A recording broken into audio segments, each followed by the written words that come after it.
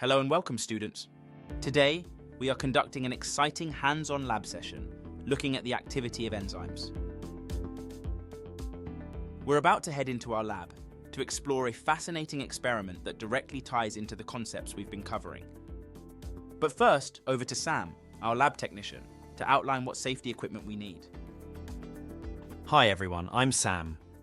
Before we get started, make sure to put on your lab coat, safety goggles and gloves. Remember, safety is our top priority in any lab environment. Thanks, Sam. While we're getting ready, let's quickly recap what we've learned so far. So far, in our studies of bioenergetics, we've explored the two types of respiration, aerobic and anaerobic. Essential to living organisms, these processes provide the energy needed for survival and function.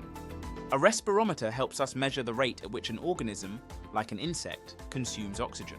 By analysing the oxygen uptake of an organism, we can gain insights into the rate of respiration, because oxygen is required for aerobic respiration. Today's practical is the bridge between our theoretical knowledge and real-world application. By measuring the rate of oxygen uptake using a respirometer, we will quantify the rate of respiration of an insect. This hands-on experience will deepen your understanding of how respiration rates can vary under different conditions. Before outlining the practical, let's take a moment to consider its importance. First, it's important for giving us real-world understanding. This experiment allows you to witness firsthand how oxygen is utilized by living organisms, a key aspect of cellular respiration. The ability to measure the rate of oxygen uptake provides a direct insight into how energy is transferred in biological systems.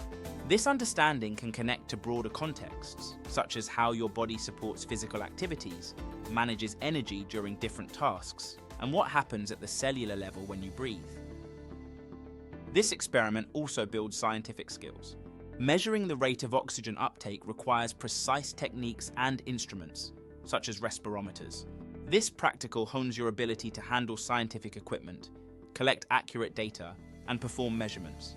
Analyzing the data to determine the rate of respiration also cultivates your ability to interpret results and draw meaningful conclusions.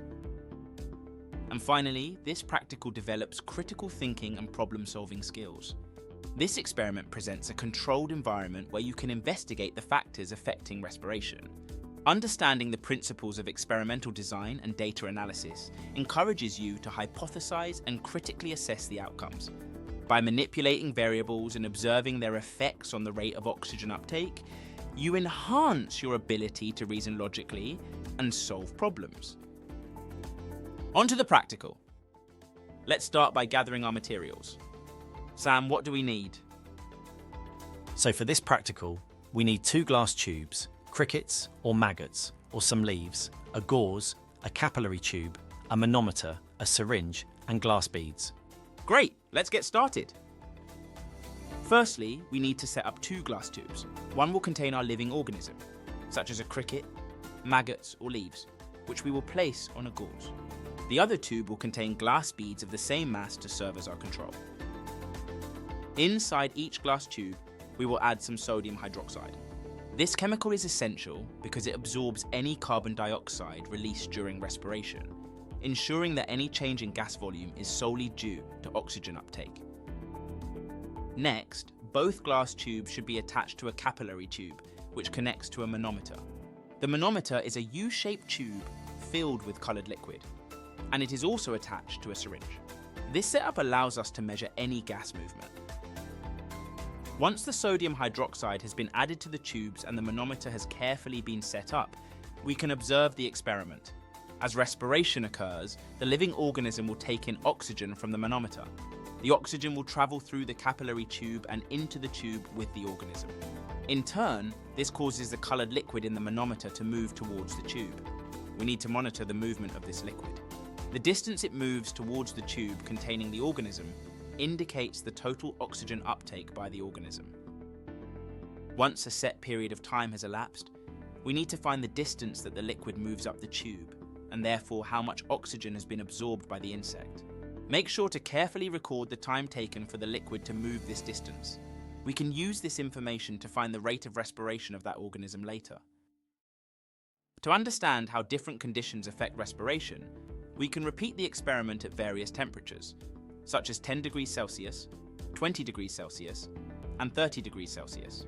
Each new temperature gives us insight into how temperature influences the organism's respiration rate. Let's now analyze this experiment. The central biological reaction in our practical is cellular respiration, in which organisms convert glucose and oxygen into water, carbon dioxide, and energy. This process is crucial for providing the energy required for various cellular activities. By measuring oxygen uptake, we can infer the rate at which respiration occurs. We can analyze our results further by calculating the volume of oxygen taken up by the organism. Throughout the experiment, we recorded the distance moved by the colored liquid and the time taken for this distance to occur.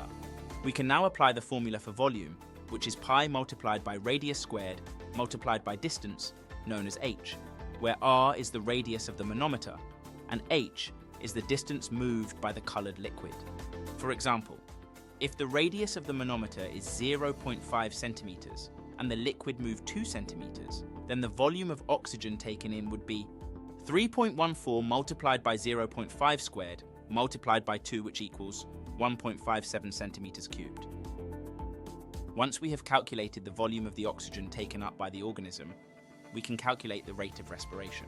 If, as we just calculated, the volume was 1.57 cubed and the time taken for this volume to be taken in by the organism was 10 minutes, we can calculate the rate of respiration with the formula rate of respiration equals volume divided by time. In this case, the volume of 1.57 centimeters cubed divided by 10 minutes gives us a rate of respiration of 0.157 centimeters cubed per minute. Upon completing these calculations, organize your data into a table with columns for temperature, time taken, volume of oxygen, and rate of respiration. This makes it easy to compare how different temperatures affect the respiratory rate. Next, plot a graph with temperature on the x-axis and rate of respiration on the y-axis. This visual representation helps identify trends, such as the temperature at which respiration is fastest. Discuss the influence of temperature on respiration rates. Typically, respiration rates increase with temperature up to a point, beyond which excessive heat can denature enzymes and slow down or stop respiration processes. If your data shows this trend, it is indicative of the optimal temperature range for the organism's respiration. Finally, look for any deviations from expected results and consider potential experimental errors, such as inaccuracies in temperature control or equipment setup, that might have influenced these outliers. Addressing these can help refine future experiments for more accurate results. In today's lesson, we conducted a practical experiment to measure the rate of oxygen uptake in an organism using a respirometer to determine its rate of respiration. The key steps of this practical were setting up the equipment, adding sodium hydroxide to the tubes, initiating the experiment, measuring oxygen uptake by the living organism, and repeating the experiment at different temperatures to compare results. This practical not only reinforced our understanding of respiration and its measurement, but also highlighted the meticulous approach required to achieve precise and informative results in biological experiments.